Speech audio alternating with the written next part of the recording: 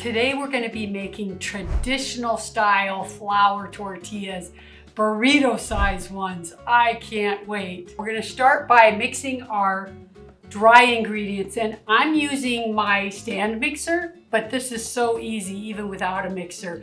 You just have to knead the dough for 5 minutes, but I'm taking the easy way out and using my mixer that I love. Okay, so we are going to add our dry ingredients.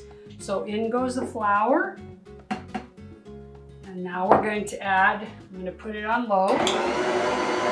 Okay, now we're going to add, get that, the salt and the baking powder.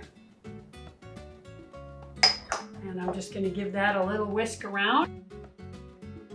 Okay, and now I am going to add the water. I have some warm water and olive oil, and that's it. It's that simple. So let's turn it on and add the water. Let's add the oil first.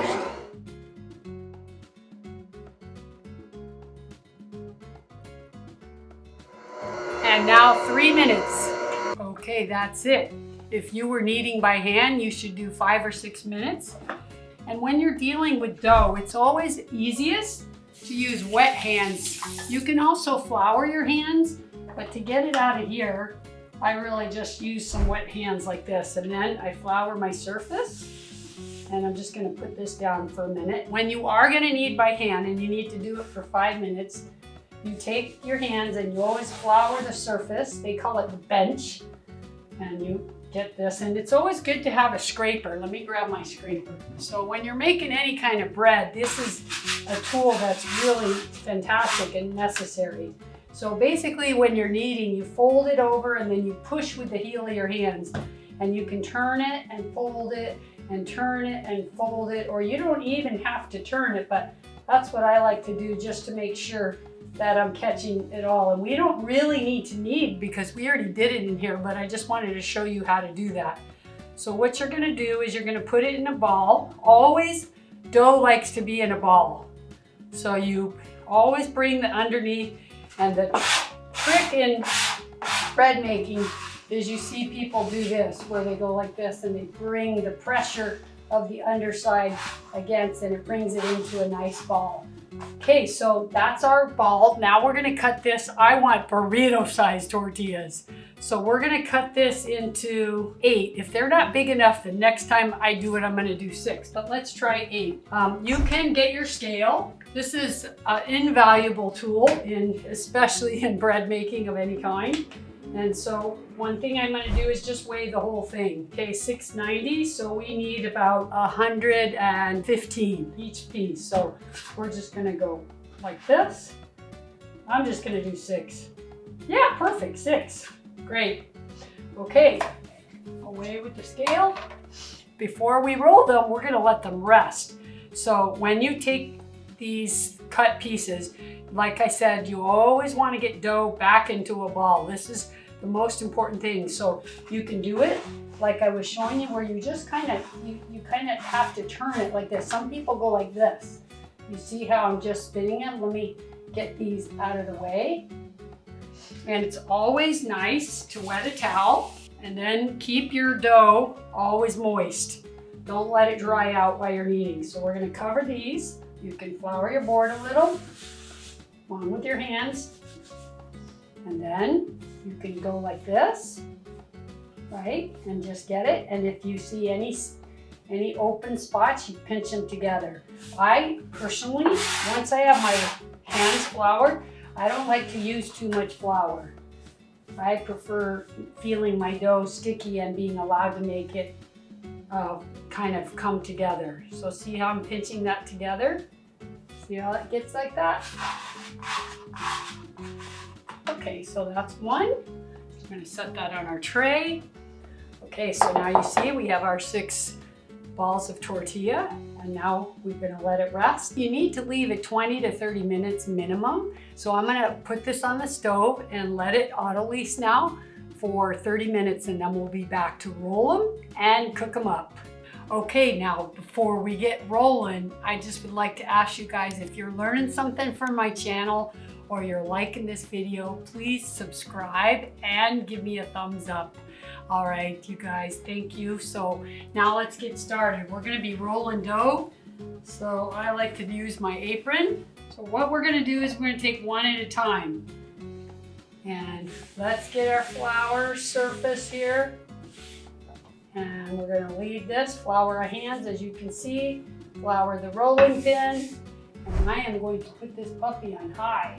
While that's heating up, I'm going to be rolling. Now the goal here is to get them quite thin, thinner than you think. So I always start like this, flip them over just to get them very floured. Make sure your surface, and then you roll from the middle to the top. Turn it from the middle to the top. This is the secret on how to keep them round. From the middle to the top. And notice when I lift it up, it always goes smaller. And then you might have to keep adding flour there and to the top. And you're gonna think that it can't get any bigger, but it can. We're making burrito size, remember? So you can go around like a clock. If it starts getting oblong, you just go 1 o'clock, and then you do you know, right here, see it's flat, so now get that, and then that, and that, so you don't have to always pick it up. You can see it's getting thin because you can see the counter, but look at how soft this dough is. It's so incredible. See how thin that is? And I gotta get the edges thinner, so I'm gonna go focus on the edges here. Look how thin that is. Isn't that beautiful? And as you keep picking it up off the counter, it keeps shrinking, but I want like 12, this is 11 and a half, I think. So I would make 12-inch, but meanwhile, I'm making it whatever size my griddle is. And if you don't have a big pan, do you have like a pancake griddle? That's a good thing to use. Bigger the better. Who can have a burrito in a 6-inch tortilla? And if you like to use these for tacos, just make 12 or 16 of them. That is looking good. And let's see, I think that's as big as I can get them. Keep them on the griddle. The first one's always a bit of a sacrifice because you're really wanting your griddle to be hot, and you'll know when it's hot enough because you're going to put it down and you're going to see a big bubbling up. While that's cooking, I'm going to get rolling.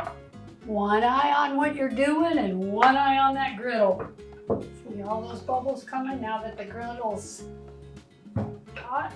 And if you like them really thin, because actually they could even be a little thinner than this, then I would make 8 because I can't go bigger on my griddle. But they're delicious and soft. Yeah, see how they're nice and soft? They don't break. Delicious.